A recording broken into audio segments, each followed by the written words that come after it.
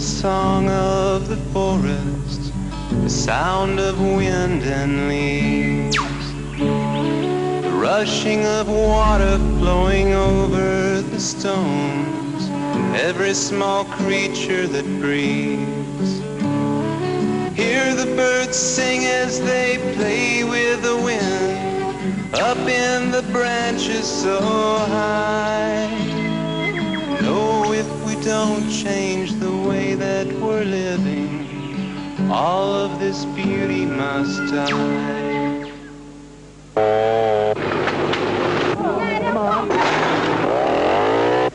We're dying! We're dying!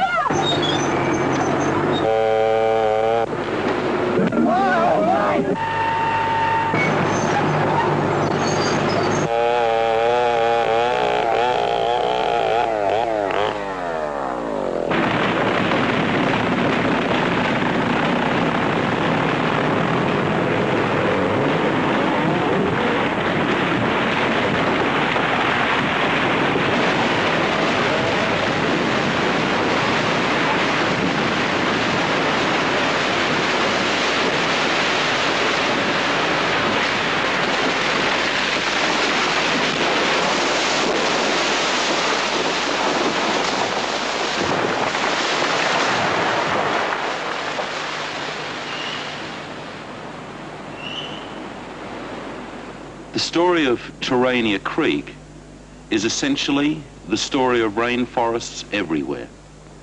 Rainforest, that cradle of evolution, has been hacked, cleared, felled, milled, and burnt until now there is only 40% of what the world once had. And the remainder is disappearing at the rate of 11 million hectares per year. That's over 30,000 hectares a day, 20 hectares a minute. Experts tell us that by the year 2100, half the existing species of plants and animals will be extinct. Terania Creek is one of the last remnants of what was once called the Big Scrub, 100,000 hectares of magnificent rainforest. There is now 1,000th of that rainforest left. A sort of all-out mining operation. And rainforest doesn't renew. It doesn't reverse that cycle.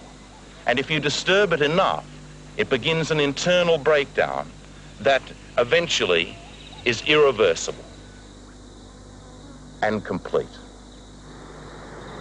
It was here at Terania Creek in August 1979 that 300 young people who'd moved here over the last 6 years to resettle in the country decided to make a stand, to ask for an environmental impact study, to question the Forestry Commission's management of rainforests, and to show their love for earth and life. Open your eyes to the sights of the forest, a cascade of color and form. And every small place that you look around you, a new kind of beauty is born. See the tall trees reaching up to the sky, the seedlings that spring from the earth. And you are the one who now must decide, how much is this really worth? Today is Thursday, the 16th of August. It's about 8:45 in the morning. Approximately 10 past 8. We were all awoken by shouts of the bulldozer was coming. Coming in from one end we had the bulldozer, and the other end paddy wagon with 3 officers in it. But at this stage everything seems very friendly. We sure do hope it stays that way. It's beautiful here walking through the forest. It sure would be a shame to see it get knocked down.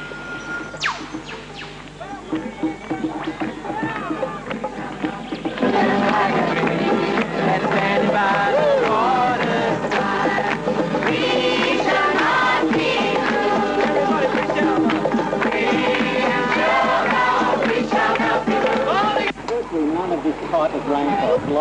subtropical rainforest left anywhere in the state. Now, any interaction with that could bring in something that we don't know about.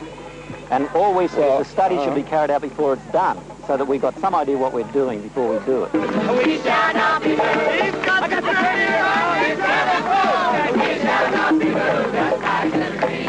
Let's stand by the wall. Even the Foresters' major research officer, Alex Floyd, right? Now, just a minute. Well, he said that more study was I will needed. agree that Alex Floyd is our major expert on identifying rainforest species. Right. He's no longer in research. He's seconded to the National Parks and Wildlife Service for that specific purpose. All right. Well, whatever he is, he said more study should be carried out on this forest, right? Yeah. To establish the situation. That's on record. It's in writing. Yeah. And that's what we're agreeing with. If he thinks so, we certainly think so too. We shall not be moved. Just like the tree. Let's stand by the waterside. We all act that bad. Well, you're breathing. What are you doing to the bloody atmosphere? Well, I think you want breathing is a moratorium natural, on breathing is a natural on process, breathing. and it's quite cool. I think you can't blame someone for polluting by breathing. What are you talking about? You want to eliminate us all from the planet? I think so. For 4.5 years, local conservationists had tried every official way to save Terania Creek forest from being logged. One submission, which transcepted the forest, taking samples of every kind of tree, was sent to the government and lost. A second ended up unnoticed. So when the bulldozer arrived, the road was blocked with demonstrators. Policemen and foresters gathered, sang together, had a cup of tea, and decided it would be best to back off.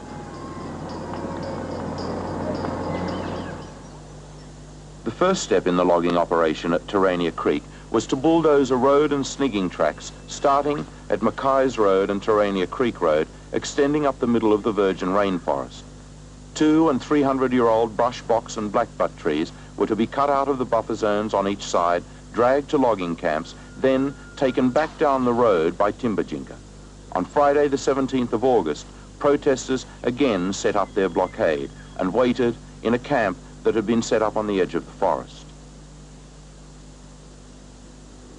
The police are mobilising now to move in here, and we know also that they intend to hassle this camp. We've got that much. We saw the plane a while ago too. They're taking a good look at the camp and so on. We're ready. Sure And the other word is that they intend to come in force. Come on, Swishman. Oh, you do it. 108 police arrived at Terania Creek. Their orders were to shift the blockade placed at the 2 entrance roads to the forest and move the protesters out of the way of the bulldozer.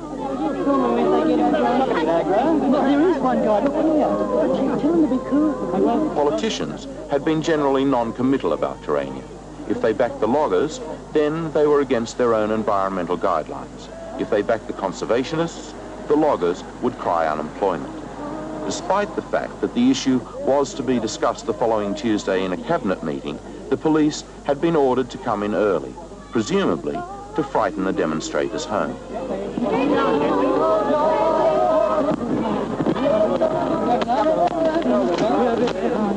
Lynn Gordon, Minister for Conservation, was one minister who definitely did express an opinion. It's a matter of principle. Conservationists have won enough concessions. Terania Forest must not become the preserve of a few people.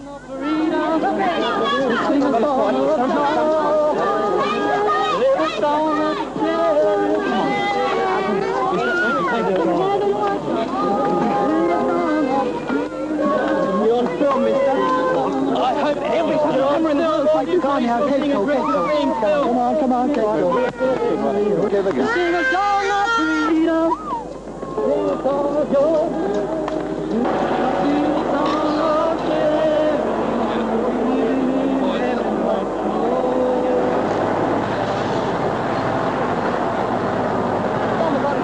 Ladies this way, gents the other. I like the way. Ladies, please, come in. But now they've been really heavy. I nearly have my arm broken. They've been really vicious, brutal. They've been throwing us in the bush, dragging us on the ground. Children really crying. I mean, they've been bloody. Bleeding. I mean, One person got knocked down, and he's bleeding. knocked down. He's hurt very bad. Son, you want to go and give him some assistance? We just got there. Tried, but you guys forced us to do it too. That's the right, keep moving or not. I want to get And people tried to help him and they were pushing us away. Nothing has been said to me. Why have I been taken to this van? Which officer is prepared to arrest me and on what grounds, please? What grounds? Come on. Who is arresting me? Which are you? What's the charge? On what charge? What's the charge? Okay. Obstruction, we're just doing what was in his right. What is the Later that charge? day, the bulldozers started reopening the old logging road, commonly called Lantana Lane. A contingent of 100 police arrived at the scene early this morning in a fleet of some 20 cars, a bus and 5 paddy wagons. They were brought in from Lismore and other North Coast stations, with a few coming from the nearby tablelands. The task of the police was to ensure that a bulldozer could resume work on the reopening of a logging track to be used by sawmillers. About 300 people, mostly local new settlers, demonstrated peacefully in protest and, according to their spokesman, made no attempt to block the way into the forest. They milled around as the bulldozer started work. The 11 people arrested today were charged with obstruction. They've been bailed to appear in the Lismore court next Monday. A police spokesman at Lismore said this evening the exercise would continue. The station, the police that arrested you, and then try to get hold of their numbers, okay? Yeah, no, I don't think it's... Let them bring in 200 police. How many times can they do it? Every time they do it, they look more stupid. That's it. What are we? Sitting here asking for an environmental impact study, that's all. If that's worth keeping 200 police up here for 2 weeks, let them explain that to the electorate. The police are going to get aggressive. We don't know what they've got in their head. Right. And they feel that we're being illegal, and that maintains something in their eyes, you know, that we're being illegal. Right. And we might need to completely withdraw and just come back here and sit, you know, and make an issue just that way. We have to be prepared to change our tactics all the time. At any given day, if we see them acting in a certain way, we can just turn around our tactics altogether and totally confuse them. Like today, they've flown over and noted all our blockades. Now, we could confuse them completely tomorrow if we didn't have the blockades, if we had some other little system going. Now, this is what we've got to think of. We've just got to totally confuse these people.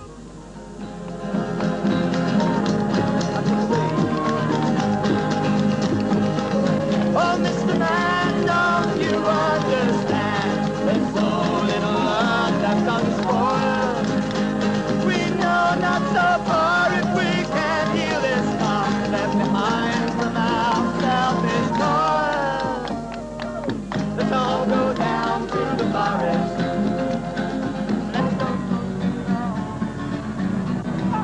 The information that we have is that there are bulk police, that they are determined this bulldozer is going to do its thing today. We're not here to prove that we can defeat force with force. All we are saying is give trees a chance. All we are saying is give trees a chance.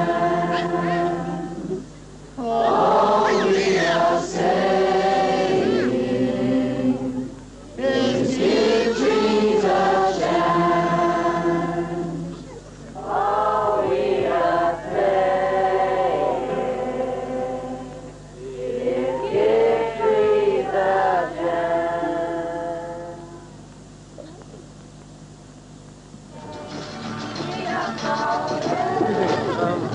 Who's in charge? Clark and myself. I'm the landowner, and I'm wondering if you could move these cars off my land, please. We won't do that. Pardon? We won't move them. You have a warrant to be on my land? No, we don't have a warrant. Well, can you come and look at the pig, please, and I'll show you where the boundary is? What's your name? Nicholson. And as this is my land, I feel that either you should have a warrant to be here, or else reasonably you should move them off onto the road, easement. What's your full name? Hugh Nicholson. Hugh Nicholson. Yes. Yeah. You got the deeds to the land? I can show them to you if you wish.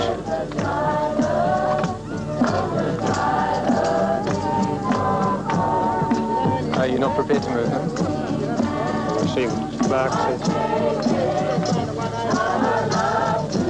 Yes, what's the problem? Well, just that you've got cars parked on my paddock, on my land. Oh,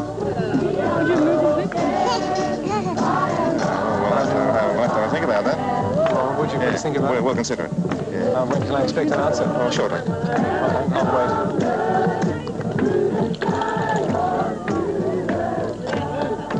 Yes, would you come with me and check the peg, please, so I can show you where my boundary is? all right, we'll check it shortly. No, I'd like to check now. Yeah, we'll see you in a minute. Does that mean you refuse to move your vehicles? At this stage, yes. That's my request. Yes, at this stage. All right. We asked them to leave. We marked the area onto our land with paint, but the paint didn't show up. So I went back to the truck and found there a jerry can of petrol and carried it out and dribbled it all out behind the cars to kill the grass, so to be a permanent marker to show where they'd been. And all of a sudden police came from everywhere and were crouching down, peering at me over the bonnet and boots of cars. And it was only a few minutes after that that word came back that the keys were coming back out of the forest for them to move their cars off my land.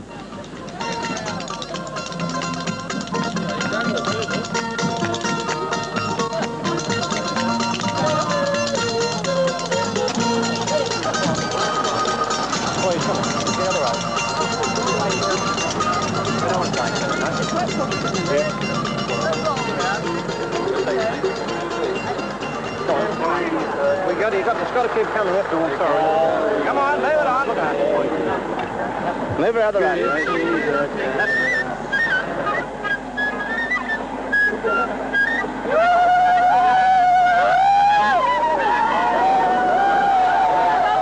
Last Friday's confrontation between police and demonstrators may have been inconclusive, but this time there's just no stopping the bulldozer. It's just marching straight ahead, ignoring demonstrators. From under our noses, we're not as gutless as the sawmill supposes. Hands up our greenery, take home your machinery, take your bulldozers away. Standard mills to the devil, choke on your sawdust, you're not on the level. Save our forests forever. Take your bulldozers away. Overall, I was just asking why was he having people and pushing and shoving? And he says, because you might get hurt. I said, how? How many demonstrators have you there? Was he wearing a number? We've got about 50, but we don't know how many's in the trees. They're all over the place. You need some extra men up there?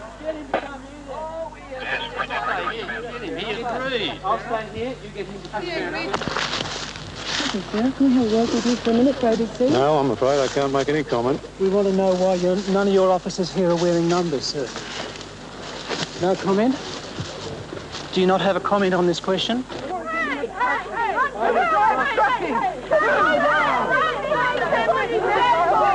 You just like it heavy, don't you?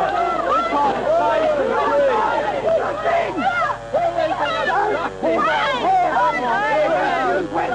Who's the rest? You have charged me with arrest. Who am I obstructing? You told me I was charged with obstruction by whom? Who was I obstructing? Who? Not you. You hit me in the balls. Jesus, mate. What are you? What sort of an animal are you?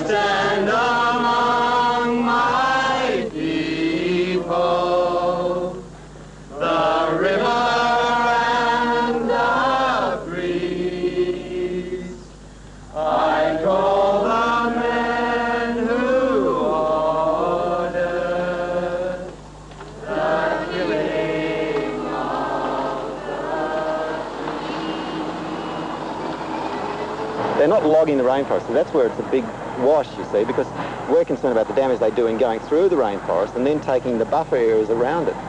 That's what they're going to do, is log all the areas around it so that all the light and weeds and everything get into it from the outside. That virtually destroys it. Once you cut it up the middle and then take what's around it away, it's not going to survive. They're very delicate systems. The first trees had been felled. The protesters were stunned by the speed of the operation. The road now extended about 1.5 kilometres and was into the virgin rainforest. Well over 100 police came every day and 30 reinforcements were flown in from Sydney. As the bulldozer moved on relentlessly forming the road through the forest, many people took to camping in the trees, while others walked slowly in front of the bulldozer. Tactics meetings were held each day to decide on the best ways to slow the operation down. The way of immobilising that bulldozer is to make access difficult and to make it impossible to get fuel. And those are the things we ought to be looking at. On that point, can I just say that the delaying tactics, obviously they can move anything we want to put up against them, they can move it, but it's purely delaying. Now, about 2 miles or 1.5 miles down the road, we've got a dam with about 150,000 gallons of water in it. I don't see why we can't siphon that onto the road continuously at that point, maybe spread over 100 yards or so. I think that would make it almost impossible for any tired vehicle to get through. In terms of delaying, it's really to slow the whole thing down so that enough people can think about the issue and can come to the realisation that we do need a study to work the thing out. You know, that's the whole point, isn't it? Right. Conservationists from all over the country were arriving and sending messages of support. As loggers were cutting logs as fast as they could, anything that might slow them down was tried. On Friday the 24th of August, conservationists asked Superintendent Wilkes to order the bulldozer to stop for 10 minutes so that they could sing it a song. You go down to the woods today, you better go in disguise. If you go down to the woods today, you're in for a big surprise. And if you go, well, then you'll see soon there won't be any trees. Today's the day the forest is soon they're logging. We are the foresters, we are the foresters, we're doing a job of work today. We're using bulldozers and chainsaws to knock this out of the way. We're here to clear the land, we're working for the man, that's all we understand. We bust, we talk, we bugger the forest, we crash them to the ground because we're working for the man. Woo!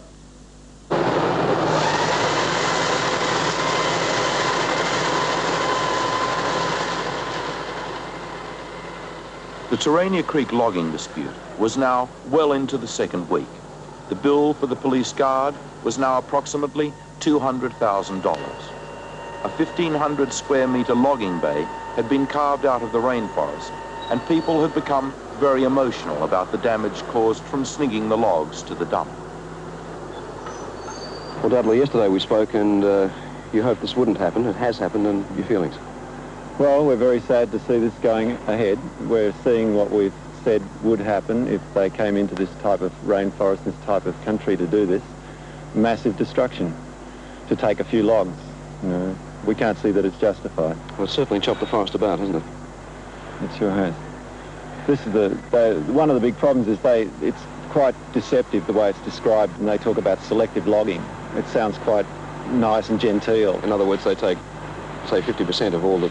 Well, they say they'll take 50% of the canopy, and that's the trees they choose to take out. Right. But they don't take into account all the snig tracks and this sort of problem that goes on. Yeah. The amount of damage that's taken in smashing their way in to pull out the logs, like you've got here, damage to trees like this on the side, more damage down here. And, you know, this is the question, I think, that's at issue. If trees are grown for timber in plantations, you don't have this sort of problem. But going into this sort of virgin country and pulling it out and smashing down a whole lot of trees that aren't considered valuable by a timber industry simply because they're not logging timber. Yeah. But the trees have other values, this is the point, the other uses. Well, it appears now that you may have lost the battle. Has force won the day? Well, the way I look at it, force can't win the day. Force can only lose the day for all of us. Because if this goes on, the way I see it is we all lose. We're losing a valuable resource in this country, and worse than that, we're losing the principle that legitimate means, can have effect. And we're seeing that force wins again, and that to me means that we lose again. 60 coppers bright and blue, crawling through the morning dew on hands and knees into the children's harbor.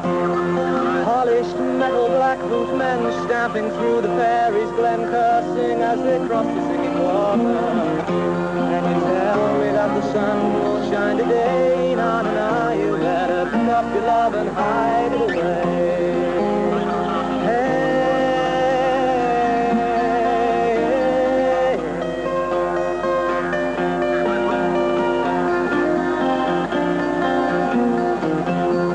Cattle they were gathered all and pushed inside the prison walls, offered to the abattoirs of justice. You can run us off the land and you can chase us from the sea. You can lock us in your prisons, but you know that we're still free. And I fear that the sun won't shine today, na na na, you better pick up your love and give it all away. You better pick up your love and give it all away, na na na, you better pick up your love and give it all away.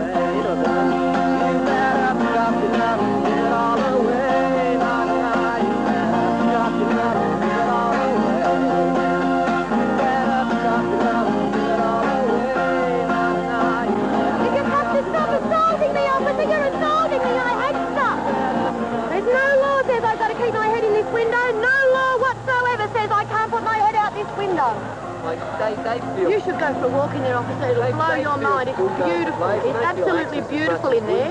Bulldozers are going to go in there and big chainsaws are going to go in there and they're going to chop down box trees between 120 and 200 years old. Charlie told me that this morning, the forestry man. 120 and 200 years old, those box trees. Just think how big they are. Just think how old they are. You should go and see them. They're beautiful.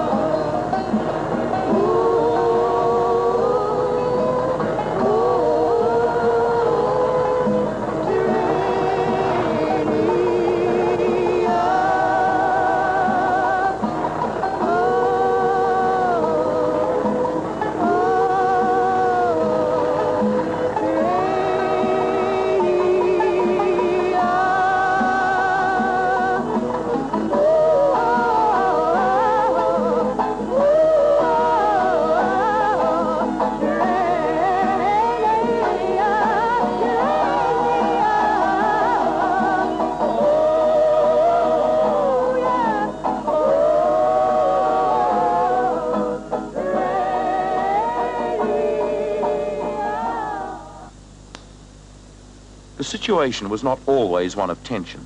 It certainly had its lighter moments for both sides. Protesters had formed into groups, and one of these groups was the physical and mental health group, whose job it was to give relaxing massages to police and protesters alike. Sitting in the sunlight with nothing on your head. Who could tell you're brown? What makes your head so red? Back in the forest, it was business as usual. People climbed in treetops, often 100 feet up, made bird noises and called out to each other. Others, on the ground, played chasings with the police. It was becoming a war of nerves, and everyone was tired and strained. The all clear before the trees came down was becoming half-hearted, and no one seemed to care that someone below might be in the way. How do you know that that's going to be one of the trees that's going to get chopped down? This particular tree isn't going to be chopped down, but it's in the direct path of two other trees that have been marked. Do you think that's going to be effective in stopping them felling those trees? I feel it is. Okay, thank you.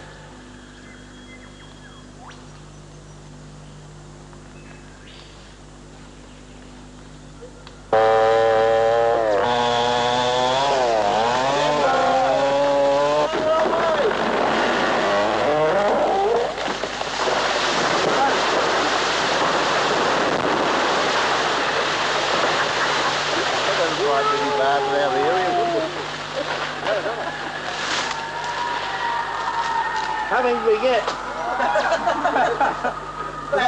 Hey, they jumped this way. Well, it's a very heavy little game that's being played here at the moment.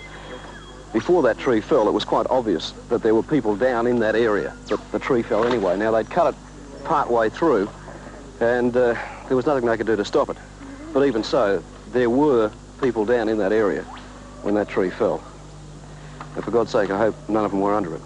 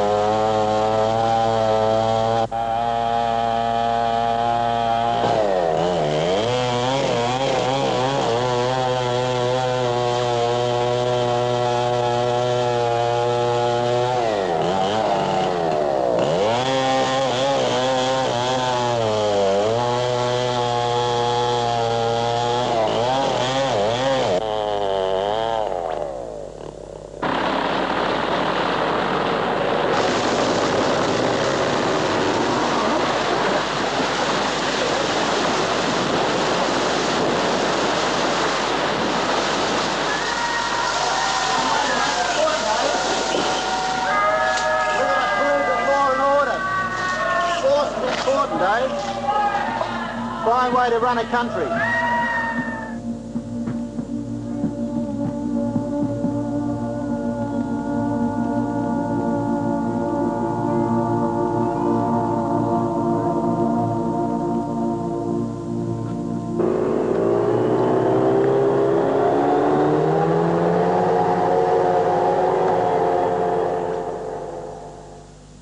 During the weekend, while foresters and police were taking a break, several of the felled logs were sawn up.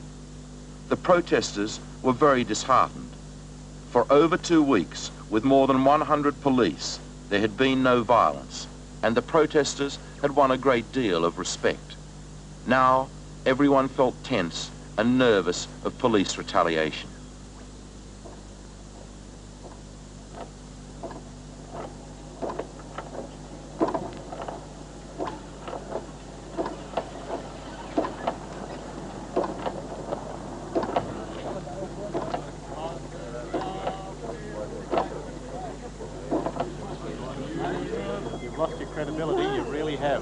Well, it's brought on by frustration. It's $10,000 for a study. That's all we've ever asked for. Why is it costing several $100,000 to stop that study?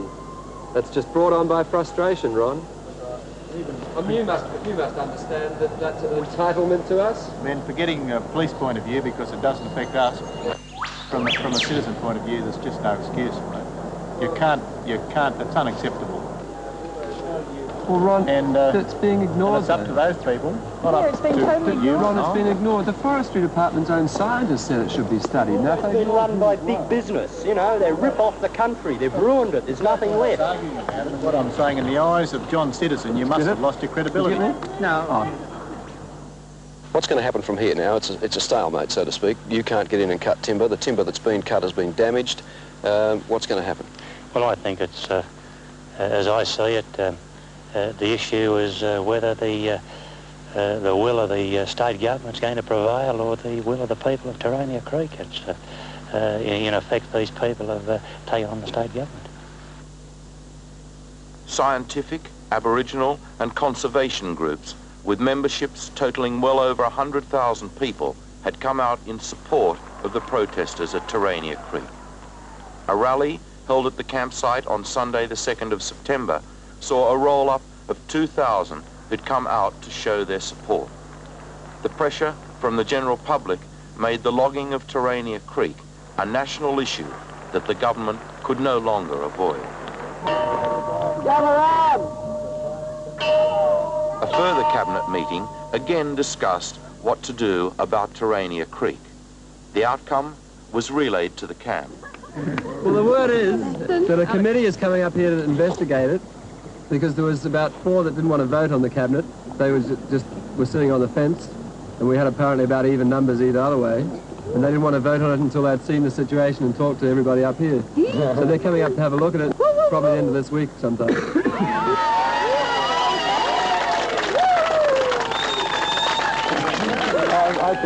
I think it's a really positive move the government's making, and I think that only good can come out of it. At least now they're stopping and they're going to take a clear look at the whole thing, and hopefully we'll come out of it with a policy for rainforests in New South Wales.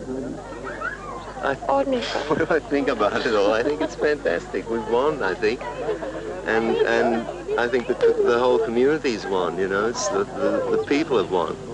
Like we've been acting the conscience of the people, and it's come through. That's what I think.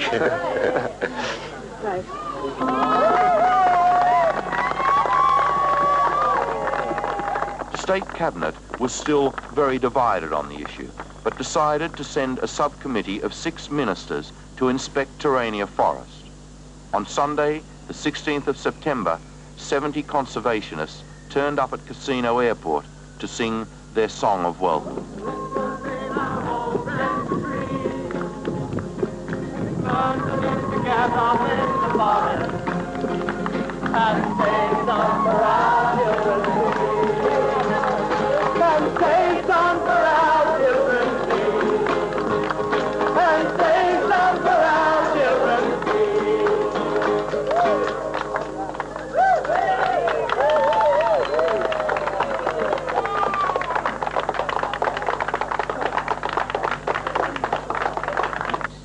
So I just make a point too while we're here that all of the road building and the logging here was done under circumstances of extreme harassment, and I don't think the guys were as able to do as good a job as they normally would have.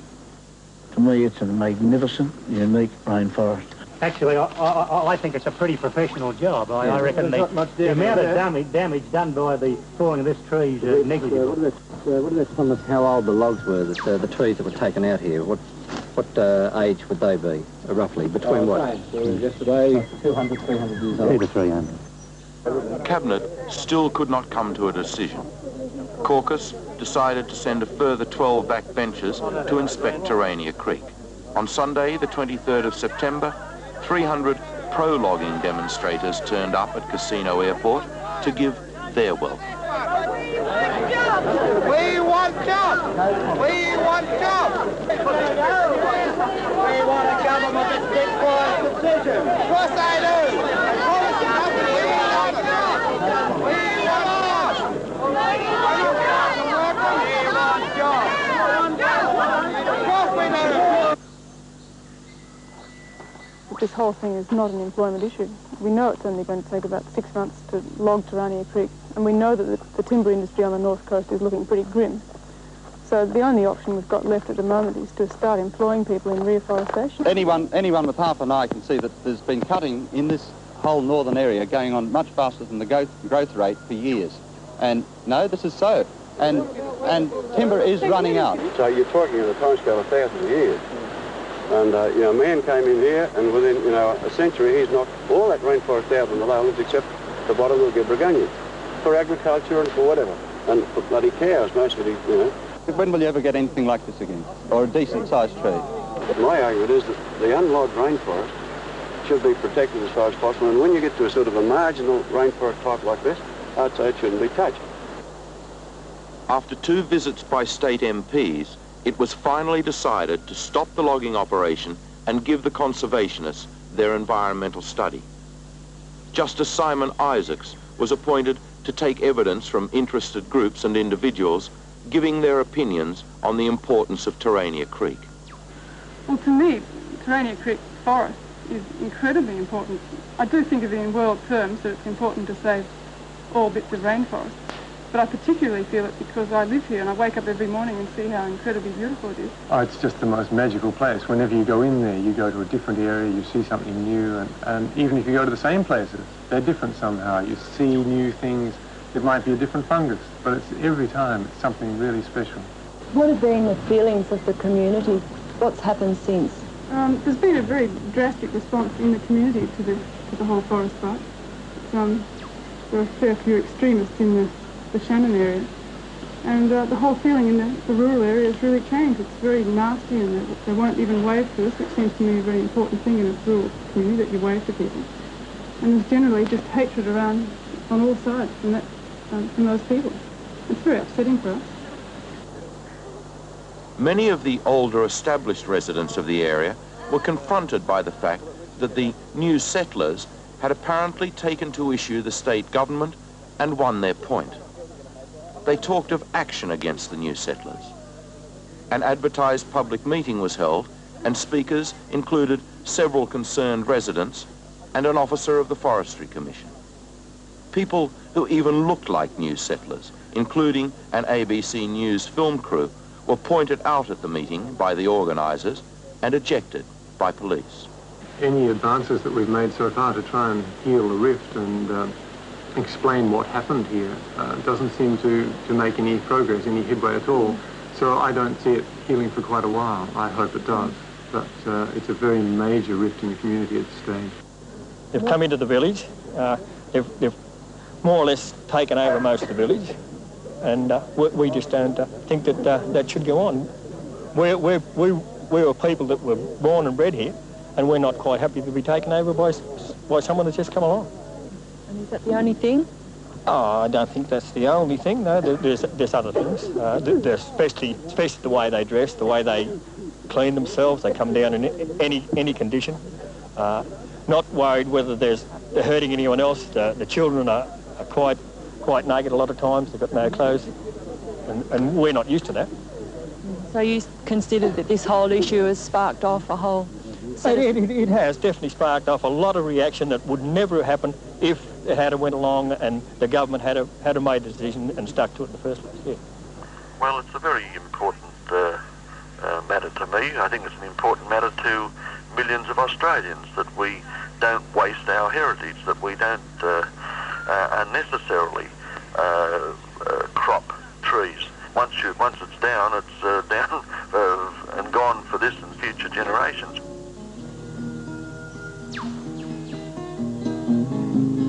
Deep in the green of the trees, away from life's cyclone, well, you know that it's the only place a city owl can call home. Coo-ee, leave that rainforest alone. Coo-ee, oh, leave that rainforest alone. Well, money sucks you in and you can't see. The worth to leave standing, the lost rainforest trees, well, let me tell you, no, sir, ain't gonna let you log in this valley. Terania Creek has become the first all-out environmental confrontation in Australia. The protesters came for a day and ended up staying for a month, trying to save the last of the rainforest trees.